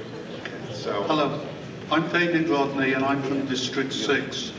And I have a motion which reads that the Board of Governors should establish a committee of interested members to assist the ACBL in data analysis until such a time that robust data analysis capability can be implemented within the ACBL staff. My background for doing this is that I've been working in and around Bridge, helping out on the local district and also supporting recently the Board of Directors, trying to help analyse things for a long time. And we're hamstrung by a lack of knowledge. We don't have a lot of data to answer things, and we have lots of people who have very strongly held opinions, who are extremely knowledgeable, and we make decisions in an ad hoc way. What I'm proposing is we do something, if there's an analogy, it would be what's happened to baseball in the last 20 or 30 years, where the data analysis has transformed the way management decisions are made in baseball, that they collect information that was never gathered before, and it helps them in many ways to have much more informed information in support of management. I think of this as an ongoing incremental process. It's not something that's going to happen overnight. I think it's in 3 steps. First of all, you've got to collect data. You have to decide what it is and routinely collect it and archive it and have the information there. Once you have it, you can then start just looking at simple things, having a look at trends, seeing what's going on, see what pops out to you, and then you can start analysing issues. Just an example, I was working with the Board of Directors last year when they were looking at the declining attendance in regionals. To try and make a decision on what to do about it, the information was not at hand to understand that if you cut from 10 regionals to 8 regionals, whether this would be a net positive or a net negative thing. It just needs more work in order to get there. I think it's something that the Board of Governors could take on. I think the committee members to work on it should come from the ACBL membership. Their greatest strength. There's a great many very talented people throughout the ACBL. I would look to advertise throughout the ACBL to get people to help out on this. And it would be to provide support whoever wants it, whether it's at the national level or local level. And one of the first things we do once we've got going is to talk to everybody, whether it's the Board of Directors, the districts, the units, and saying, how can we help you? What sort of information would you like to have, and what sort of questions are you trying to get at? And and from that will become an agenda and a workload. I'm not trying to take on anything that people don't want. Okay. In the interest of time, I think do we have a second to this motion? Okay, I think you've given us an excellent explanation. If this passes, this does not require board action because we're just forming a committee of the Board of Governors. So all in favor of, is there any discussion? I'm sorry, I don't want to squelch discussion. Just Kevin Wilson, District 7. I've talked to David. He's very well thought out. Couldn't support a great idea. I strongly urge you to support it. All right. All those in favor? Richard, Steve Mose, District 11. I really do think you have to have a business purpose in mind when you collect data. So when we collect data, it shouldn't be data for data's sake. All right. Well, hopefully the committee, when it's formed, will consider that. All those in favor? All opposed? David, you're chairman of this committee, and we'll talk about your other members. Okay, back to Steve, please. Okay, simply, district and unit support for clubs and teachers. ACBL districts and units should encourage recruiting new players at all ACBL sanctioned tournaments by attracting prospects to the tournament and providing them space and offering Learn Bridge in a Day or similar outreach events run by nearby teachers and club managers. The ACBL should encourage districts and units to promote peer-to-peer best practice sharing sessions for teachers and club managers to strengthen recruiting practices. Second. Any discussion? This is 182-04BG. All those in favor? Opposed? Abstentions? Motion passes. Next motion, the ACBL reward the top 20 new member recruiters with free entry fees at the fall NABC. Any teacher or sanction owner in good standing can win this reward a maximum of 3 times. Principals only, not transferable. Spend it or lose it. Okay, a second for this motion? That's interesting. All in favor? Discussion. Discussion, I'm sorry, I'm rushing. Is there discussion? Yes.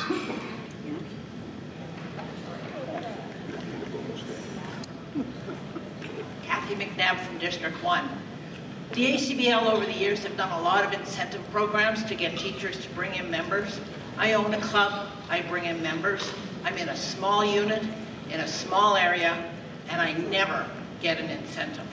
I do not get my 25 members a year. It takes me forever to get 100 members. So that's more money going to the bigger clubs with more people. I get nothing when I do that. And I bring in a lot of players, but not enough to compete with Florida, California, Texas. I'm in Nova Scotia. So I think you have to be careful when you put these out and keep rewarding the big clubs to bring in more members and forget about us.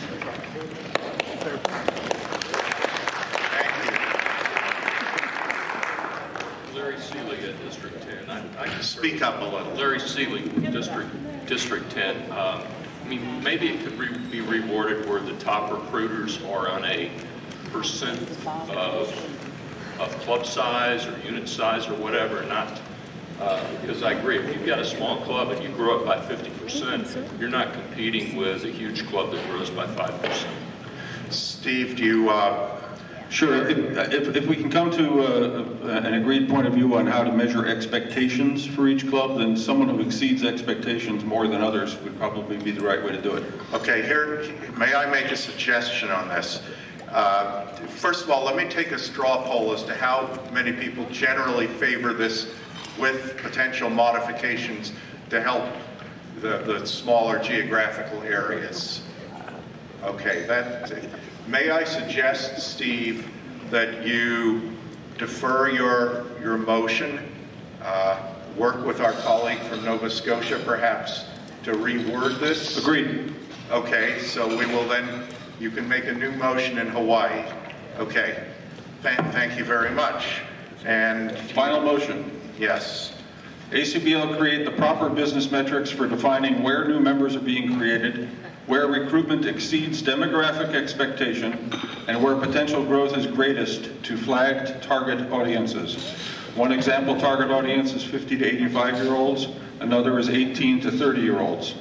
ACBL published the ACBL website how many and where district, unit, club, class, teacher, state, zip code new members are being created. See the current table count as one example where this is being done on other metrics. No fee will be charged for this service to the members or to clubs. Second to this motion? Discussion? All in favor? All opposed? A motion carries. If I may comment, Richard, the success of this data is what will help us resolve expectations for the previous motion. Thank you. Roger?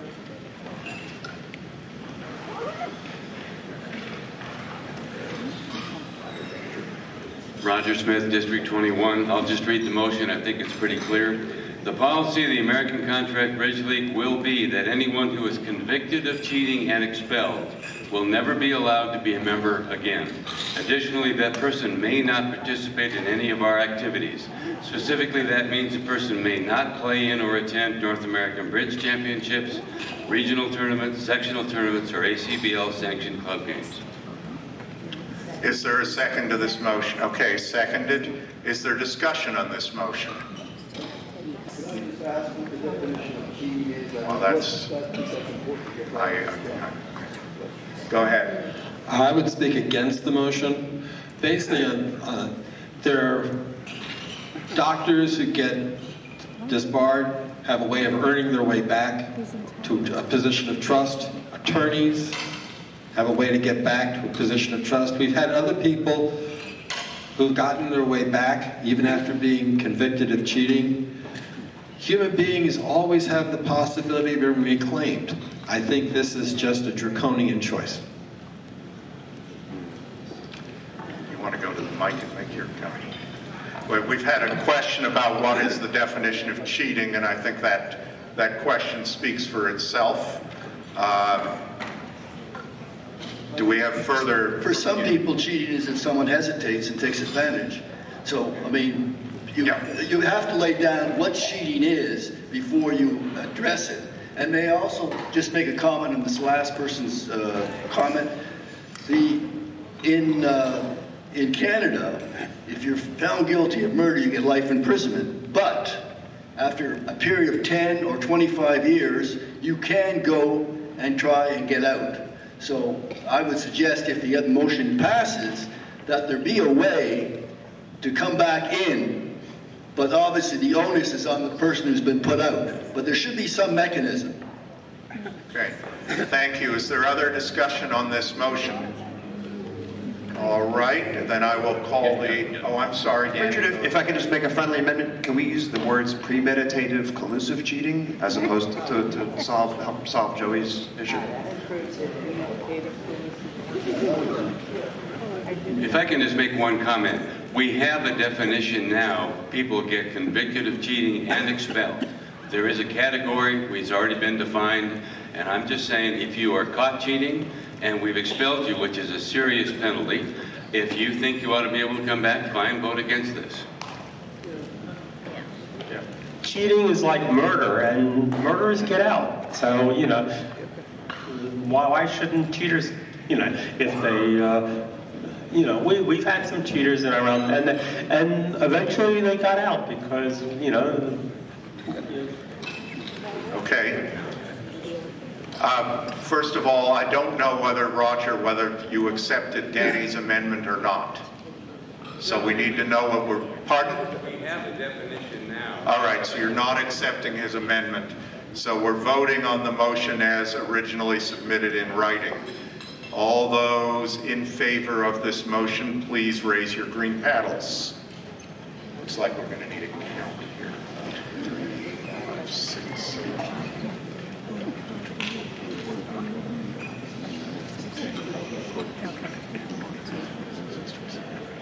I get about 31. All opposed?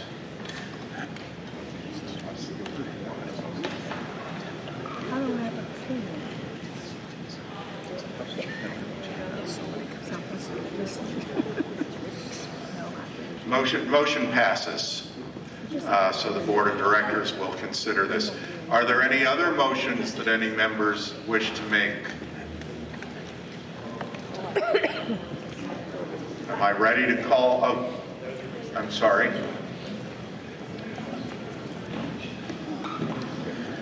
Apologies for not having done this in advance. These two are very short. The first is a motion that ACBL management publish on the ACBL's website its annual IRS Form 990 filing, which is the nonprofit financial filing the organization does every year to the IRS, and that be available and kept historically on the ACBL's website. Do we have a second to that motion? Okay, we have a second. Any discussion of that motion? I would like, if applicable, the opinion of our Lake Council on that point.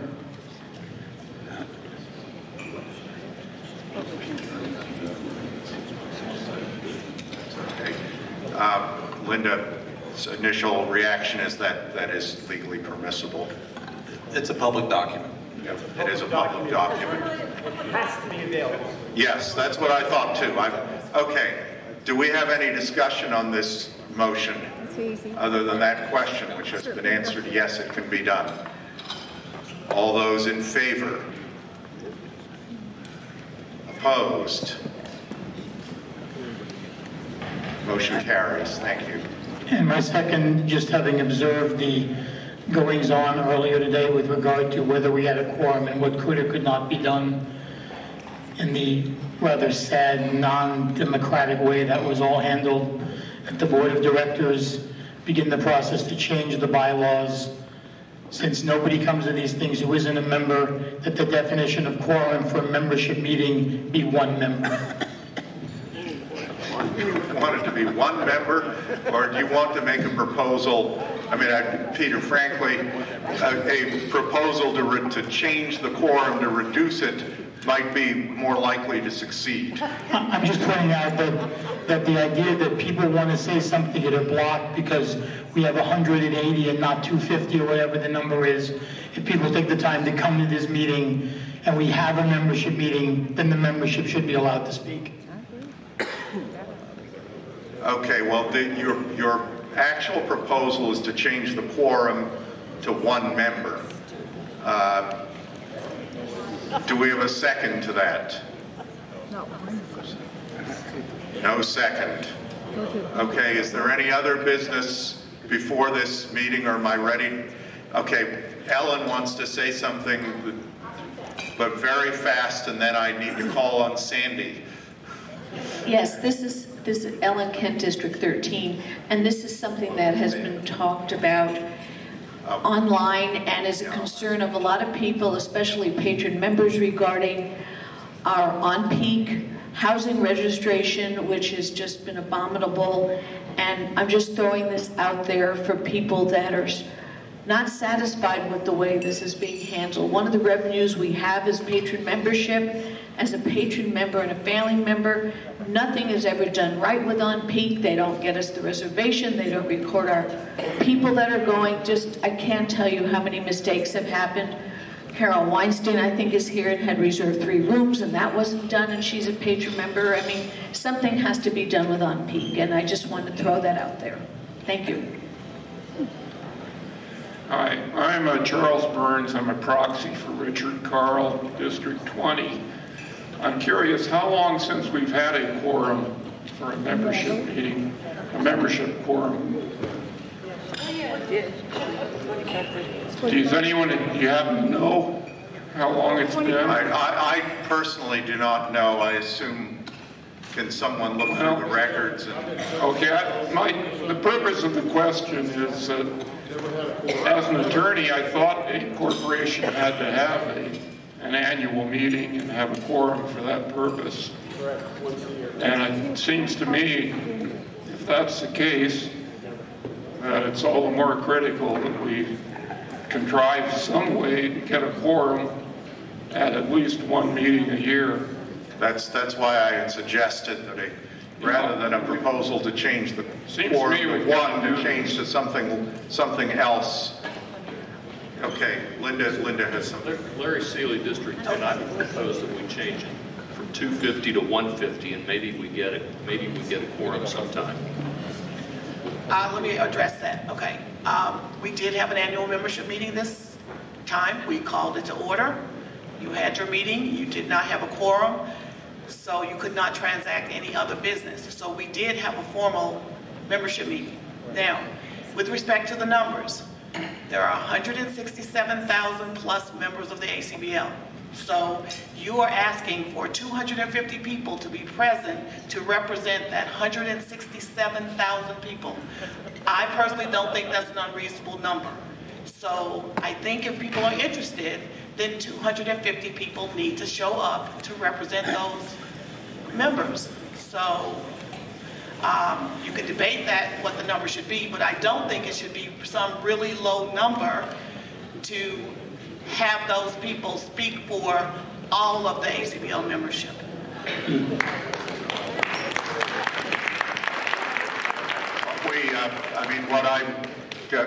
Let me just make a suggestion, then we'll hear from Steve. If there are people who want to change the quorum rules, the Board of Governors does have the ability to initiate bylaw amendments. I'd have to review the bylaws.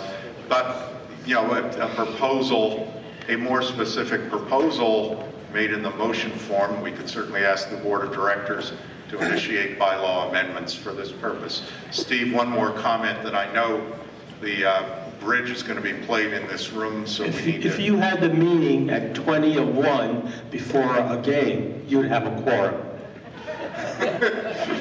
All right. Thank you. And a short meeting. Okay, Sandy. I would like to move that all members who have achieved Life Master status be designated as Life Masters. I'd like to move and second that the Board of Governors extend their thanks and appreciation to District 7 and all its volunteers, District Director Bob Heller, co-chairs Judy Fendrick and Joe Sherwood, and we also would like to thank the Atlanta Marriott Marquis for its kind service and cooperation. Now, remember, every day is Goodwill Day, and never, ever, ever overestimate the power of a smile or a kind word or compliment. Have fun, good luck, and have a nice day. Thank you. Do we have a second to Sandy's motion? All approved? Okay, all in favor? Opposed? Thank you very much. I motion to adjourn. Second.